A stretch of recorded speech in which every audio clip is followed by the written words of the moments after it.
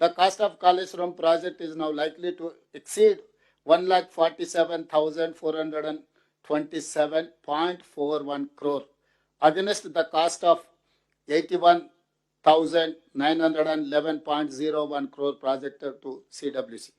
సిడబ్ల్యూసీకు central water కమిషన్కు వాళ్ళు ఇచ్చినప్పుడు 81,000 కోట్లకి ఇచ్చింది. కానీ ఈ నివేదిక ఇచ్చే టైంకి మళ్ళీ డిస్ట్రిబ్యూటరీస్ లేవు, ఏం లేవు, పంపులు లిఫ్టులు, ఆయకట్టు పెరగలే. విచిత్రం ఏంటంటే నీళ్లు పెరగలేదు, ఆయకట్టు పెరగలేదు, ఏది పెరగలే. ఊరు పేరు అంచనాలు మారి తుమ్మిడేటి దగ్గర ఉన్నది మేడిగడ్డ దగ్గరకు వచ్చింది, అన్నారం వచ్చింది, సుందేళ్ళు వచ్చింది. 38,000 కోట్ల కాస్త 1,47,000 కోట్ల పైగా మారింది. ఈ రోజు లెక్కలేస్తే ఇదంతా 2022 కాళేశ్వరం దీని మీద క్యాగ్ ఆడిట్ చేసి ఇచ్చిన నివేదిక. ఇది కూడా మనం చెప్తున్నది కాదు, క్యాగ్ ఇచ్చిన నివేదిక. సో ఇట్లా పెంచి పోని ఇంత తిన్న నాణ్య డిజైన్లో, ప్లానింగ్లో, డిజైన్లో, కన్స్ట్రక్షన్లో, ఆపరేషన్ అండ్ మెయింటెనెన్స్లో నాణ్యత పాటించి ఉంటే ఈరోజు మనం చర్చించుకునే పరిస్థితి కూడా రాకపోతుండే.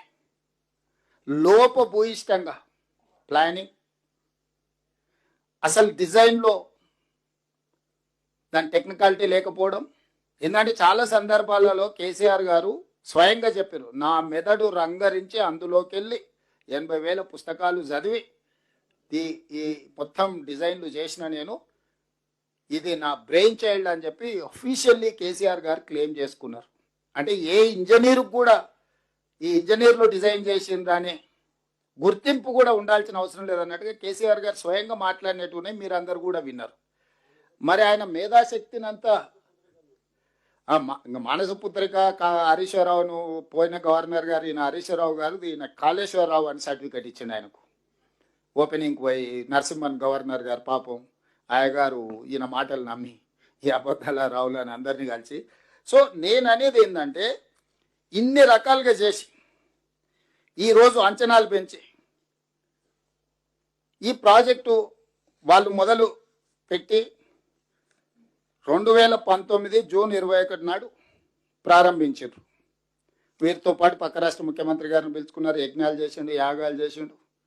ఇవన్నీ చేసినా చిత్తన్ శివుడి మీద భక్తి చెప్పుల మీద ఉన్నట్టు ఆయన ఆలోచనలు ఎంతసేపు ఉన్నా దీంట్లో ఎట్లా కొల్లగొట్టాలనే ఆలోచనతోని హడావిడిగా దీన్ని చేసి దీన్ని ప్రారంభిస్తే ఎగ్జాక్ట్గా రమణారెడ్డి అనే ఒక అధికారి,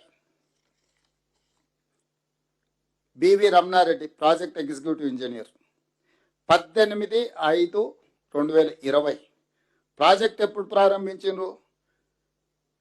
2019 జూన్ 21. సంవత్సరం తిరిగే లోపలనే క్లియర్గా మేడిగడ్డ బ్యారేజ్ నిర్మాణం లోపాలన్నీ బయటపడ్డాయి.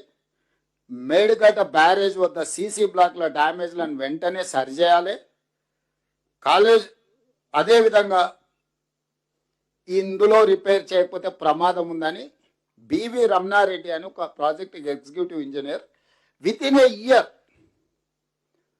ప్రాజెక్ట్ ఇంజనీరు క్లియర్గా ఎలాంటి మిగతా సంస్థలకు లేఖ రాసిండు. అయ్యా మీరు ప్రారంభించిన ప్రాజెక్టు దెబ్బతిన్నది, దీన్ని ఇమ్మీడియట్గా రిపేర్ చేసి రిస్టోర్ చేయకపోతే ఇది మొత్తానికే కొంప మీదకి వస్తుందని అధికారి అప్పుడే గుర్తించాడు. ఇదేదో 2023లోనో 2024నో లేకపోతే ఉత్తమ్ కుమార్ రెడ్డి గారు రేవంత్ రెడ్డి గారు గుర్తించింది కాదు. చంద్రశేఖరరావు గారు అపాయింట్ చేసుకున్న ప్రాజెక్ట్ ఎగ్జిక్యూటివ్ ఇంజనీర్ అటు మేడిగడ్డ వర్క్ చేసే ఇంజనీర్ ఎలాంటికి స్పష్టంగా 18/5/2020 ప్రాజెక్టు ప్రారంభించిన 11 నెలల్లోనే ఇందులో లోపాలు ఉన్నాయి, దీంట్లో సమస్య ఉన్నది, దీన్ని తక్షణమే రిపేర్ చేయని లెటర్ రాస్తే ఆ కంపెనీ రిపేర్స్ చేయలే. ఎందుకంటే ఇవ్వాల్సిన దానికంటే ఎక్కువ కమిషన్లు ఇచ్చిన ఇంకా ఇదే చేసుడు ఎక్కువ, ఇంకా మళ్ళీ రిపేర్ ఒకటి చేసుకుంటే కూర్చుంటాడా అని చెప్పి వాడు నాకేంది నువ్వు చెప్పేదని వాడు అసలు పట్టించుకోలే. సో ఈ ప్రాజెక్టులో మీ అందరికీ నేను ఇచ్చే సమాచారం ఏంటంటే 19లో ప్రారంభిస్తే 20లోనే సమస్య వచ్చింది. ఇమ్మీడియట్గా దాన్ని రిపేర్ చేయలే.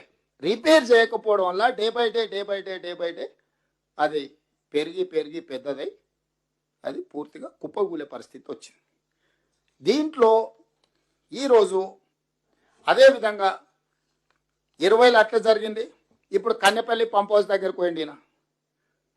ఇక కన్నెపల్లి ఎంత సుఖమైందా అంటే 2022 జూలై 14 గోదావరిలో వరద వస్తే కన్నెపల్లి అన్నారం పంప్ హౌజులు రీటైనింగ్ వాల్ పంప్ హౌస్ ఇక్కడ కడితే గోదావరి జలాలు ఇందులోకి రాకుండా గోడ అడ్డం కడితే అది నాణ్యత లేకపోవడం వల్ల కుప్పగూలితే మొత్తం కన్నెపల్లి పంప్ హౌస్ ఫోటోలు చూపిస్తున్నాం మీకు. ఇది నీళ్లు నిండిపోయింది. ఇది లోపల మిషన్లు మొత్తం కెమెరా క్లోజ్అప్ తీసుకురా. ఈరోజు కన్నెపల్లి అని చెప్తున్నాడు కదా, ఇగో ఇది కన్నెపల్లి పంప్ హౌస్. ఇది ఎప్పుడు 2022లోనే ఈ పంప్ హౌస్లకు అడ్డంగా కట్టిన గోడ, నీళ్లు రాకుండా కట్టిన గోడ ఒక్కసారిగా గోదావరి జలాలు ఉధృతి పెరగానే ఆ గోడ కుప్పగూలి మొత్తం నీళ్లు పంప్ హౌస్లోకి వస్తే ఇవి కొన్ని మీటర్ల ఎత్తు నీళ్లు నిండినాయి. ఇది మొత్తం పంపులు, లిఫ్టులు, మోటార్ల పరిస్థితి ఇది మీకు చూపిస్తే మంచిది. సో ఇప్పుడు దీంట్లో ఉన్న పరిస్థితి ఇది. కాబట్టి ఒకవేళ మీకు చూపిస్తే అంటే నేనేమంటున్నానంటే ఇది ఒక్కరోజు ఒక్కటేసారి వచ్చిన సమస్య కాదు. 20లో బ్యారేజ్ల దగ్గర సమస్య వచ్చింది, 22లో పంప్ హౌస్ల దగ్గర సమస్య వచ్చింది, 23 వరకు పట్టించుకోకపోవడం వల్ల 2023 అక్టోబర్ 21న 4 ఏళ్ళకి అంటే కట్టి మొత్తంలో 7వ బ్లాక్ దగ్గర ఉండే పిల్లర్స్ 19, 20, 21 6 పిల్లర్స్ కూలిపోయినాయి.